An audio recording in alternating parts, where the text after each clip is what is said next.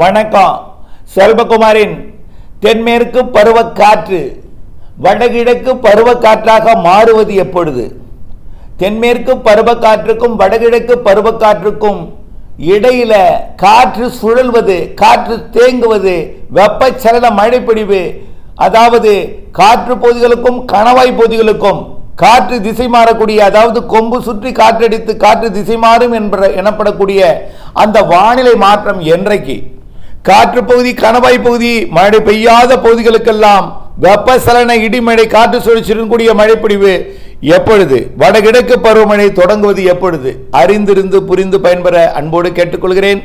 அதிகாரப்பூர்வ வானிலை அறிக்கைக்கும் இந்திய வானிலை ஆராய்ச்சித்துறை அறிக்கையை பார்க்கவும். 2025 அக்டோபர் 2 வியாழக்கிழமை அதிகாலை நிலவர ஆய்வறிக்கை. இன்றைக்கு வங்கக்கடலிலே ஒரு ஆழ்ந்த காற்றழுத்த தாழ்வு மண்டலம், டீப் டிப்ரெஷன், ஒடிசா, ஆந்திர பிரதேசம் இடைப்பட்ட பகுதியில் கரை கடக்கும் இடத்திற்கு 210 கிலோமீட்டர் தொலைவிலே நீடித்துக் கொண்டிருக்கு. அதே போல குஜராத் கரையோரத்தை ஒட்டி துவாரகாவிற்கு மேற்கே 110 கிலோமீட்டர் தொலைவில் ஒரு காற்றழுத்த தாழ்வு மண்டலம் நீடித்துட்டு இருக்கு. அரபிக்கடலிலே காற்றழுத்த தாழ்வு மண்டலம் டிப்ரெஷன், வங்கக்கடலிலே டீப் டிப்ரெஷன், அதாவது ஆழ்ந்த காற்றழுத்த தாழ்வு மண்டலம். இது வங்கக்கடலில் இருப்பது புயலாக மாறுவதற்கு வாய்ப்பு இருக்கிறது. ஆனால் இப்பொழுதே 65 கிலோமீட்டருக்கு மேல் சுழலக்கூடிய டீப் டிப்ரெஷனா சுழண்டு கொண்டிருக்கு.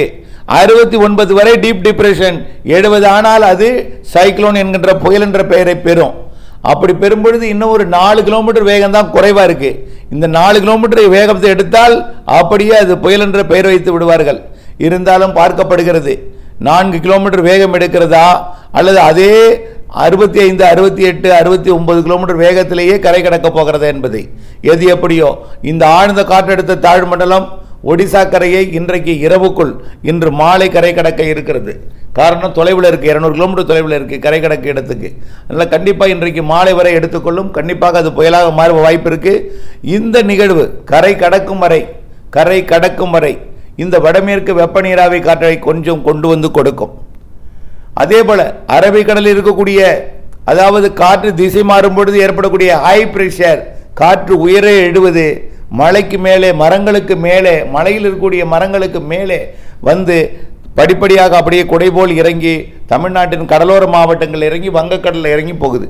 இப்படிப்பட்ட ஒரு வானிலை அமைப்பை தமிழ்நாட்டில் இருக்கிற காரணத்தினால மேற்கு தொடர்ச்சி மலையில் வங்கக்கடல் நிகழ்வு இருந்தும் மழை இல்லை. இருந்தாலும் வெப்பச்சலன மழைப்பொழிவு ஏற்படுத்த போகிறது இன்றிலிருந்து 5ஆம் தேதி வரை. இன்றைக்கு மாலை இரவு எங்கன்னு சொல்லிட்டேன், பெரும்பாலும் டெல்டா, டெல்டாவிற்கு வடக்கே தான், வடகடலோரம், வட உள் பகுதிகள். அப்புறம் டீட்டெயிலாக விரிவாக ஒரு அறிக்கை கொடுத்துருக்கேன், அடுத்து அதை பார்த்து கொள்ளவும். அடுத்தபடியாக பார்த்தீங்கன்னா நாளைக்கு பரவலாக இருக்கும் தென் மாவட்டங்களுக்கும், 4ஆம் தேதி காற்று பகுதிக்கும், ஒதுக்குதலுடன் கூடிய காற்று பகுதிக்கும், அடுத்தபடி 5ஆம் தேதியும் ஒதுக்குதலுடன் கூடிய காற்று பகுதிக்கும் எல்லா மாவட்டங்களுக்கும் இருக்கும். 6, 7 குஜராத்திலிருந்து விலகி ஓமன் நோக்கி போகக்கூடிய நிகழ்வு. ஓமன் கரையை போய் பார்த்துவிட்டு திரும்ப ஒடிசா கரைக்கே, குஜராத் கரைக்கே திரும்பி வந்துவிடும். குஜராத்திலிருந்து விலகி ஓமன் போய் ஓமனிலிருந்து திரும்பி மீண்டும் குஜராத் கரைக்கு வந்து குஜராத் கரையை செயலிழந்து கடக்கும். இது ராஜஸ்தான் மற்றும் பாகிஸ்தான் எல்லை ஓரத்துக்கு, ராஜஸ்தான் பஞ்சாப் பகுதியை நோக்கி நகரம்.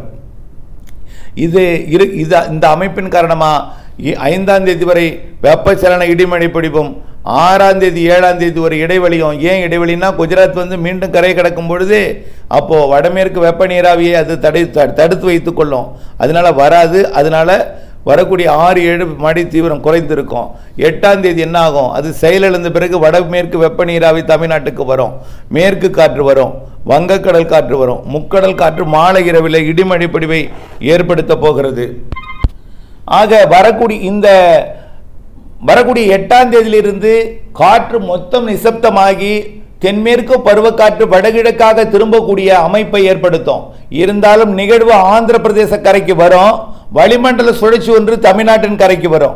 12ஆம் தேதி வாக்கில் தமிழ்நாட்டில் கரைக்கு அருகே வளிமண்டல சுழற்சி அமைந்து 12ஆம் தேதிக்கு மேல் மிக மெல்ல வடகிழக்கு காற்று, அதாவது வடகிழக்கு காற்றாக வந்துடாது, வடகிழக்கு காற்று என்று அறிவிக்கப்படாது, திசை மாறுவதற்கு ஏற்ப மெல்ல 13, 14ஆம் தேதி மேகம் மெல்ல வடகிழக்கிலே இருந்து நகரத் தொடங்கும்.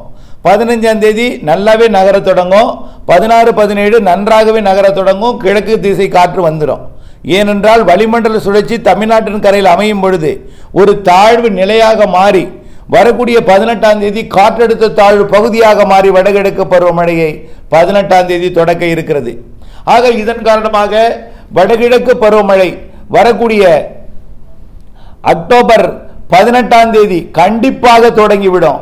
நீண்ட கால வானிலை அறிக்கையின்படி வடகிழக்கு பருவமழை அக்டோபர் 18 என்பது உறுதியாகிவிட்டது.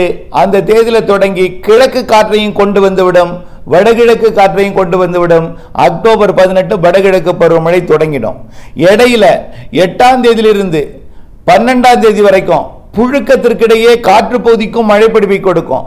12ஆம் தேதியிலிருந்து மதியமே மழை பிடிவை தொடங்கிறோம். அதாவது வளிமண்டல சுழற்சி அமைந்து மதிய மாலை இரவு நள்ளிரவு அதிகாலை என்று மழைப்பிடிவு வெப்பசலன காற்று சுழற்சி காரணமாக தொடங்கிடும். 15ஆம் தேதிக்கு மேலே இன்னும் கொஞ்சம் தீவிரமடையும் வெப்பசலன இடிமழை பிடிவு. 17ஆம் தேதிக்கு மேலே நன்றாகவே வடகிழக்கு பருவமழை போலவே வளிமண்டல சுழற்சி அமைந்து மழைப்பிடிவை தொடக்கும். குழப்பமான வானிலை எல்லாமே இருக்கும்.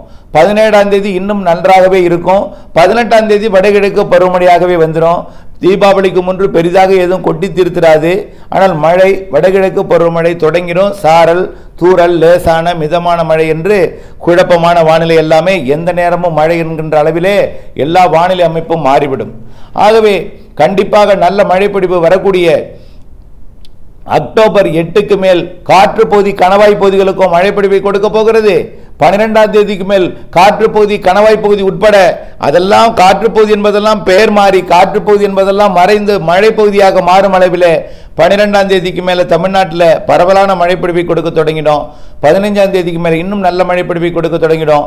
அதாவது மதிய மாலை இரவாக மழையாக மாறிவிடும். மாலை இரவு மழை என்பது பிறகு காலை மட்டும்தான் இடைவெளி இருக்கும். பிறகு 11 மணி 12 மணிக்கெல்லாம் 15ஆம் தேதிக்கு மேலே மழை தொடங்கிடும். இப்படியே மாலை இரவு மழை என்பது மதிய மாலை இரவாகவும் பிறகு மதியத்திலையும் 12 மணியும் 11 மணிக்காகவும் இப்படியே கொஞ்சம் கொஞ்சமாக மழைப்பொழிவோட நேரம் அதிகரித்து முழுமையான வடகிழக்கு பருவமழையாக அக்டோபர் 18, 19 தொடங்கிடும். அதிலிருந்து மழைப்பொழிவு இருந்து கொண்டே இருக்கும். நல்ல மழைப்பிடிப்பு வடகிழக்கு பருவமழையில் கொடுக்க இருக்கிறது. அது தொடர்பான விரிவான அறிக்கை ஏற்கனவே சமர்ப்பித்திருக்கிறேன். தொடர்ந்து வானிலை ஆய்வறிக்கையுடன் இணைந்திருங்கள். இன்றைக்கு மேலும் அறிக்கையை மாலை அறிக்கையில் விளக்கமாக சமர்ப்பிக்கிறேன், இணைந்திருங்கள். இன்றைக்கு மாலை இரவு இடிமழை பிடிப்பு வடகடலோரம் வட உள் பகுதிகளுக்கு இருக்கிறது என்பதை அறிவித்து கடமைப்பட்டிருக்கிறேன். தொடர்ந்து இணைந்திருங்கள். அப்டேட்ஸுடன் வானிலை இருந்து விவசாயம் செய்து லாபம் அடைந்து அன்போடு கேட்டுக்கொள்கிறேன். நன்றி.